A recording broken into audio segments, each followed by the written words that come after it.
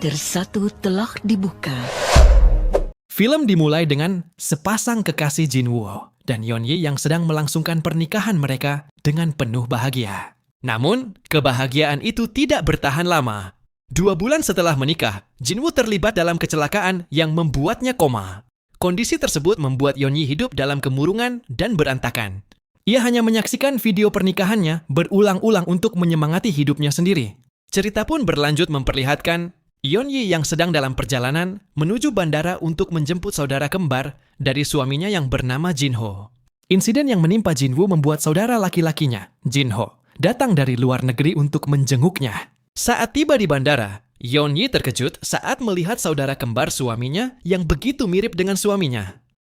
Setelah tiba di rumah, Jinho memberitahu bahwa dia akan tinggal sementara dan menginap di rumah Yeonyi. Mendengar hal tersebut, Yeonyi terlihat bingung dan sebenarnya dia tidak sepenuhnya setuju dengan kehadiran Jinho. Namun, akhirnya dia memberikan izin untuk tinggal di rumah sementara waktu. Hari pun berlalu, Yeonyi merasa ada yang berbeda di kehidupannya. Dia merasa ada sosok suaminya dalam diri Jinwoo, karena Jinho selalu berada di dekatnya dan wajah mereka sangat mirip sekali. Kemudian, Jinho mengajak Yeonyi jalan-jalan ke taman untuk menghilangkan rasa canggung yang ada di antara mereka. Di sana Jinwoo memberikan motivasi dan semangat hidup kepada Yeonyi. Di sini Yeonyi akhirnya merasa lebih dekat dengan saudara kembar suaminya.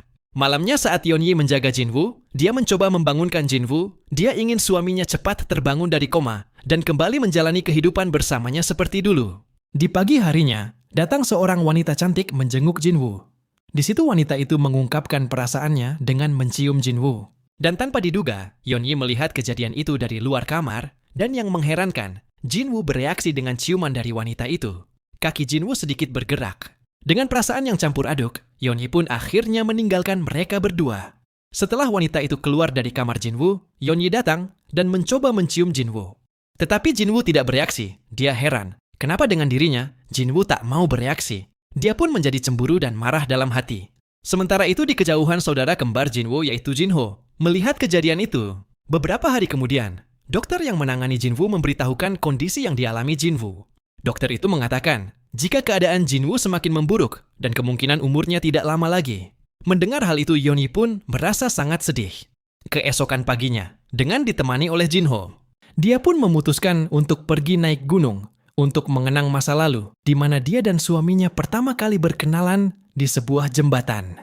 Dia teringat waktu itu dia tolong dan digendong oleh Jinwoo. Di malam harinya dia dan Jinho mengobrol sampai larut malam.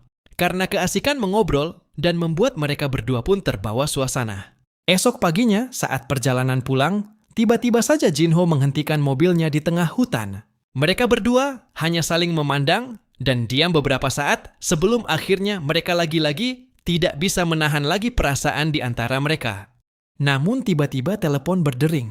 Telepon itu berasal dari rumah sakit yang mengabarkan suaminya sudah sadar dari koma. Jinho dan Yeonyi kemudian buru-buru pergi ke rumah sakit. Sesampainya di sana, ternyata kondisi Jinwoo sudah membaik dan prediksi dokter kemarin ternyata salah. Keadaannya kini berangsur membaik dan sudah diperbolehkan untuk pulang. Saat di perjalanan, Jinwoo merasa ada yang aneh antara istri dan adiknya. Dia merasa ada sesuatu yang disembunyikan. Keesokan paginya, Jinwoo mengajak Jinho mencari apartemen untuk tempat tinggal sementara adiknya itu. Di sana Jinwoo mengatakan, jika dulu dia berkata kepada Yeonyi bahwa dia adalah orang yang menolongnya saat dia berada di jembatan. Walaupun sebenarnya yang menolong Yeonyi adalah Jinho. Di suatu malam saat Yeonyi dan suaminya sedang berada di dalam kamar mandi, dia secara tidak sengaja salah menyebut nama suaminya dengan nama Jinho. Yeonyi pun bergegas untuk keluar. Di momen itu, Jinwoo merasa kecurigaannya adalah benar. Ada sesuatu antara istrinya dan adiknya. Dia pun merasa sangat kesal dan marah kepada Jinwoo. Beberapa hari berlalu, Yeonyi selalu kepikiran saudara kembar suaminya itu. Kemudian dia menelpon Jinho dan mengatakan ingin bertemu dengannya.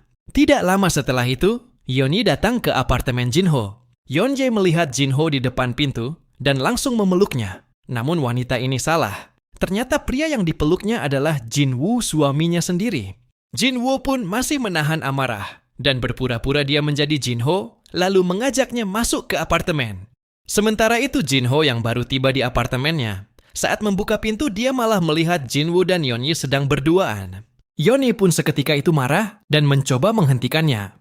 Ternyata Jin-woo telah menipunya. Dia mengira dia adalah Jin-ho. Karena dia baru menyadari jika sebenarnya orang yang dicintainya adalah Jin-ho, bukan Jin-woo suaminya. Singkat cerita, Jin-ho dan Jin-woo yang berada di atas jembatan disertai hujan yang deras saat itu. Jin-woo marah besar kepada adiknya, itu yang tega mengkhianatinya dengan berselingkuh dengan istrinya. Jin-ho hanya bisa menjawab awalnya hanya ingin menghibur Yeon-hye saja. Namun seiring waktu, perasaannya berubah menjadi cinta. Mendengar itu, Jin-woo pun marah besar, dan akhirnya mereka pun berkelahi di atas jembatan. Yeon-hye terlihat menyusul ke atas jembatan untuk menemui mereka berdua. Kejadian tidak terduga terjadi. Perkelahian itu membuat Jin-woo terpeleset dan hampir jatuh ke jurang. Jin-ho dengan cepat memegang erat tangan Jin-woo untuk membantunya naik. Namun sayangnya Jin-ho tidak bisa menahan. Dan akhirnya mereka berdua pun terjatuh ke jurang. Sesampainya di atas, Yeon-hye tidak menemukan mereka berdua. Dia hanya menemukan leontine foto yang terjatuh dan tak sempat bertemu mereka. Singkat cerita, Jin-ho mengirim surat kepada Yeon-hye jika dia baik-baik saja. Namun karena kecelakaan waktu itu, dia kini tak bisa berjalan. Dalam surat itu, dia berpesan agar Yeon-hye menjaga diri baik-baik. Dan akhir kata, film pun selesai.